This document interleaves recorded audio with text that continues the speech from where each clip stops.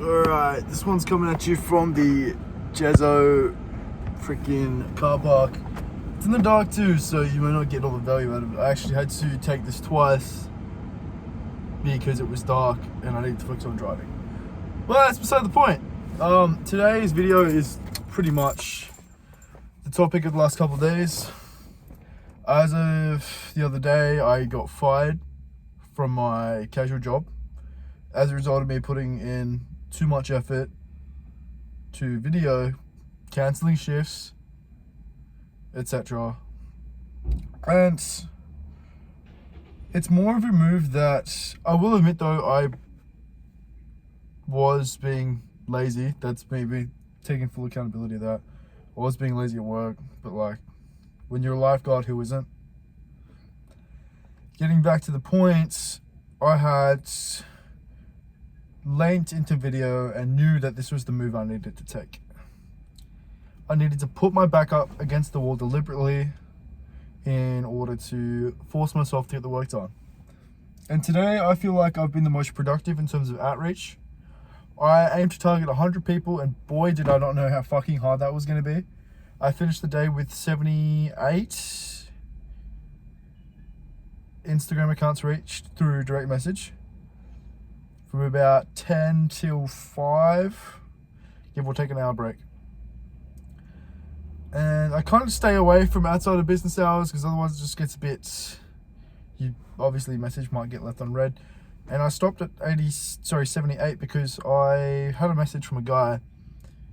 Basically, I've been doing a message, pitch, portfolio, come back to me.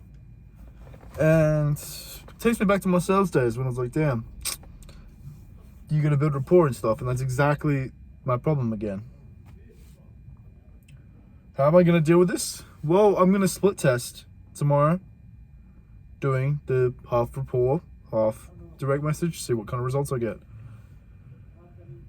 I think any endeavor in life is going to be related to sales, so if you guys are fresh out of school or looking at a career job, get into sales. I'm the biggest advocate for that, and love my boys back in my sales job.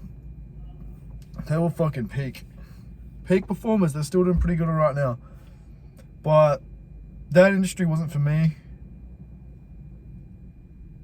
I love video and I'm good at making video, but the thing is, being good at it just isn't enough. You need to be good at and able to sell it, which is kind of the focus of today's video.